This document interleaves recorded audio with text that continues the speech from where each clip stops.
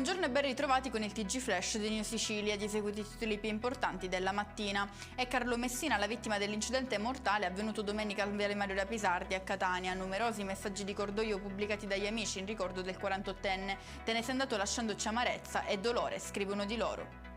Ci spostiamo a Scicli, nel Ragusano, dove i carabinieri hanno eseguito 9 arresti, tra cui 4 minorenni. L'operazione si colloca nell'ambito delle indagini per il sequestro di un 19enne tenuto in ostaggio a giugno scorso per un debito di droga. Ha perso la vita sulle montagne delle Madonie un escursionista di 60 anni palermitano, precipitato per circa 20 metri. L'uomo faceva parte di un gruppo di escursionisti che hanno allertato i soccorsi, ma per la vittima non c'è stato nulla da fare. Esausto dalla sua dipendenza dal crack, un ragazzo di 21 anni si è autodenunciato alle autorità. È successo a Catania, dove il giovane ha ammesso di aver rubato il giorno prima un'auto del parcheggio di un supermercato.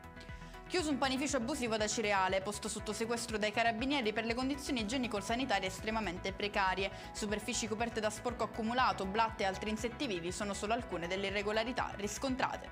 E con questo è tutto, prossimo appuntamento più tardi alle 19:30. Grazie per averci seguito, buon proseguimento di giornata.